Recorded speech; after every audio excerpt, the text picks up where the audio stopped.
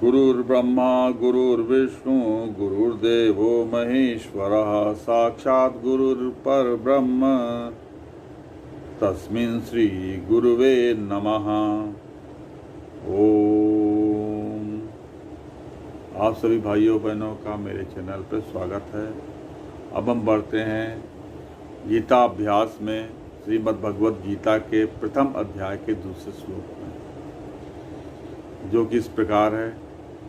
संजय उवाच दृष्ट्वा तु पांडवानीकं व्यूढन् दुर्योधनस्तदा आचार्यमुपसंगम्य राजा वचनमब्रवीत्। शब्दार्थ देखिए।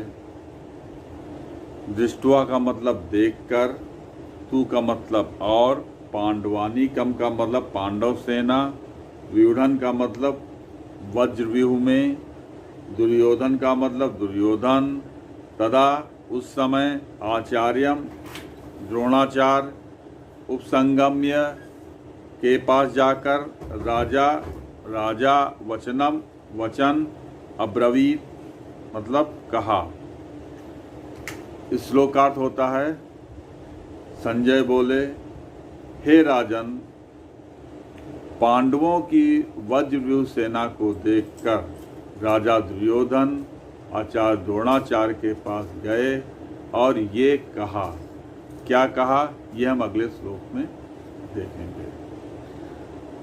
यहाँ पर श्लोक की कुछ प्रमुख बातें हैं। पांडवों की व्यूह रचना।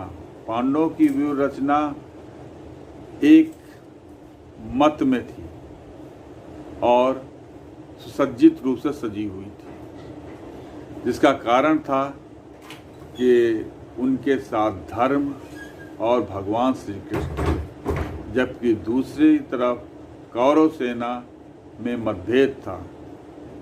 उसमें दुर्योधन, दुशासन आदि युद्ध चाहते थे, जबकि भीष्म पितामह और द्रोणाचार्य तथा विकर्ण युद्ध नहीं चाहते थे।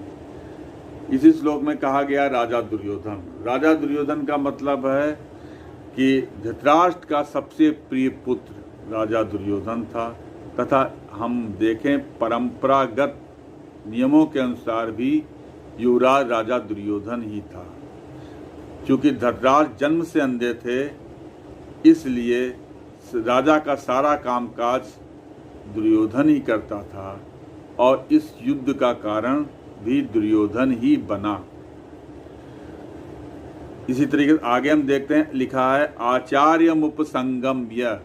आचार्यमुपसंगम्य का मतलब है कि आचार्य द्रोणाचार्य के पास जाकर द्रोणाचार्य के मन में पांडवों के प्रति द्वेष उत्पन्न हो। नंबर 2, दुर्योधन के गुरु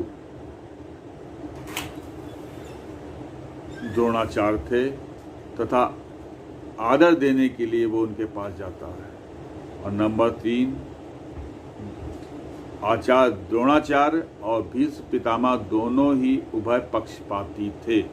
तो दुर्योधन का ये मानना था कि भीष्म पितामह तो हमारे दादाजी हैं, वो नाराज नहीं होंगे, लेकिन अगर द्रोणाचार्य के पास जाकर हम कुछ सूचना देते हैं तो वो शायद हमारे पक्ष में युद्ध करें या हमारे पक्ष में आ जाएं, क्योंकि उनका विशेष स्नेह अर्जुन के प्रति था।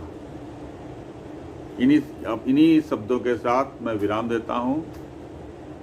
नमस्कार।